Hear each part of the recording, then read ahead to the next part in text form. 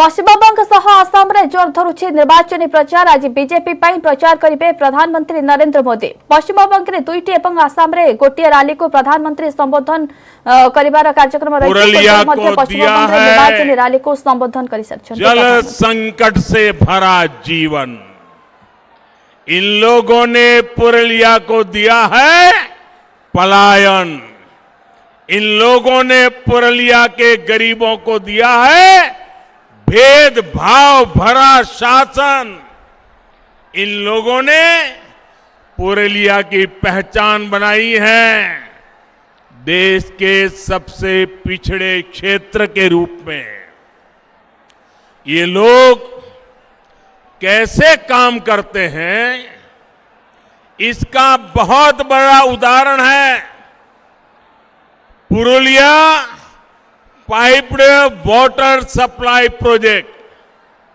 8 साल हो गए ये अब तक अधूरा पड़ा है। साहेब बांध सरोवर की स्थिति भी आपके सामने है। यहां के किसानों को, यहां के लोगों को इसका जवाब कौन देगा दीदी?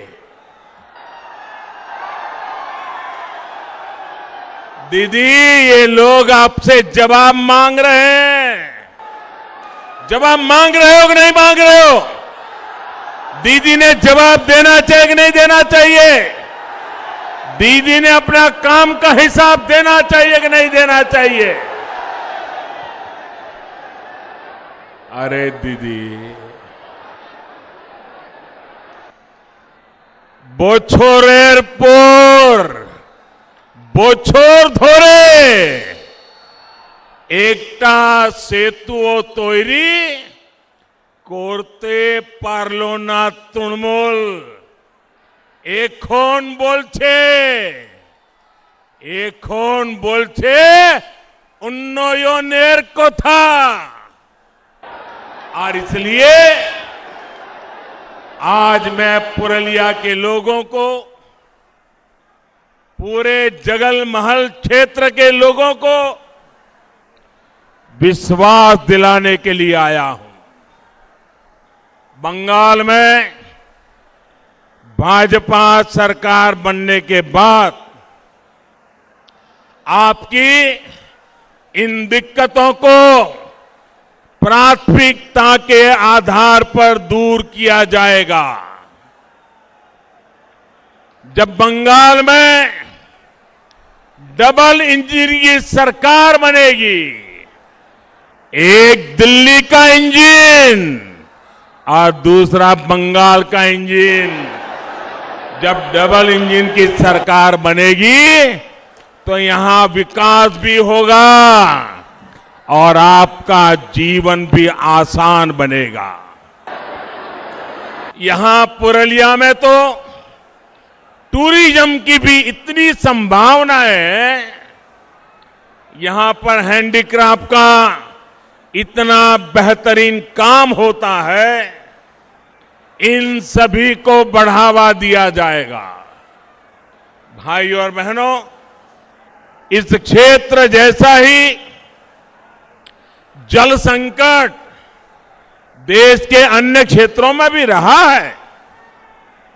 जहां जहां भाजपा को सेवा करने का मौका मिला, भाजपा सरकारों ने वहां सैकड़ों किलोमीटर लंबी पाइपलाइनें बिछाई, हजारों तालाब बनवाए और आज इन क्षेत्रों में पानी का संकट तेजी से दूर हो रहा है। पानी की उपलब्धता बढ़ी है तो आज वहां के किसान अलग अलग तरह की फसलों को उगाने लगे हैं।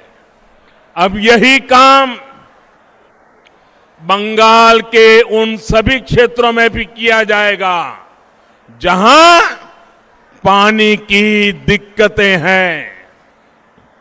साथियों, पुरलिया सहित इस पूरे क्षेत्र में विकास की असीम संभावनाएं हैं।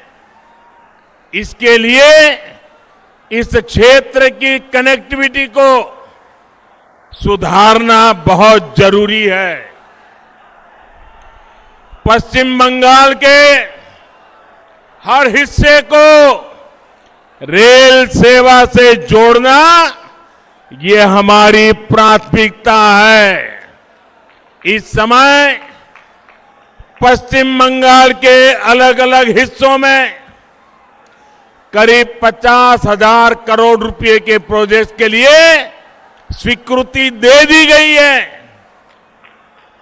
पूर्वी भारत के विकास को नई बुलंदी देने का सामर्थ्य रखने वाले ईस्टर्न डेडिकेटेड फ्रेट कॉरिडोर का एक सेक्शन शुरू भी हो चुका है। 2 मई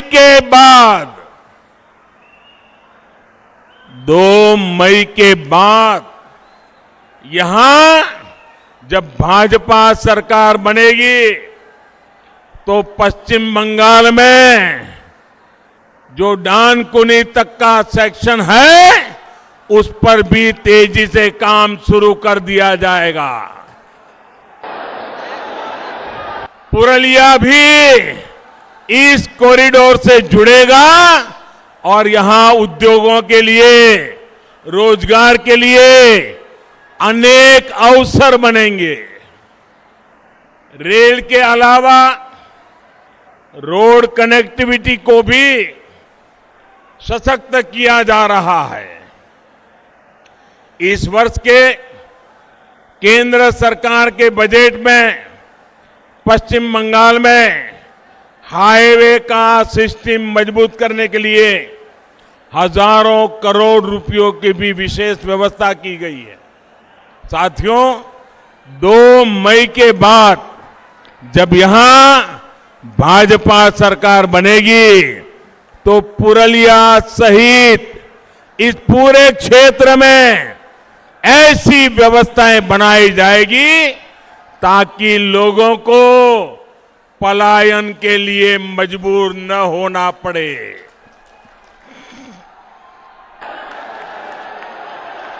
यहां कृषि आधारित उद्योगों को बल दिया जाएगा ताकि यहां के युवाओं को यहीं पर ज्यादा से ज्यादा रोजगार मिल सके।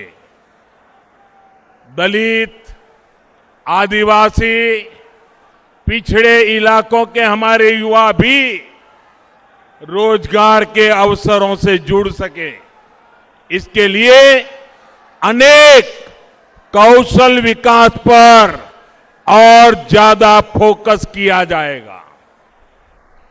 यहां के छाऊ कलाकारों, यहां के हस्तशिल्पियों को कमाई और मान सम्मान से जुड़ी दूसरी सुविधाएं मिले, ये सुनिश्चित किया जाएगा। साथियों, पुरलिया और जगलमहल के सामर्थ्य के साथ हमेशा अन्याय किया गया है। मैं आपका दुख, आपकी तकलीफ दिल्ली में रहते हुए भी भली भांति समझता हूं।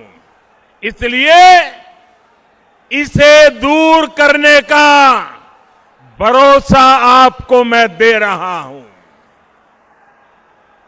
मैं जानता हूं किस तरह यहां के युवाओं का हक तुष्टीकरण के नाम पर आपसे छीन करके, आपके अधिकार का आपके छीन करके किसी और को दे दिया गया।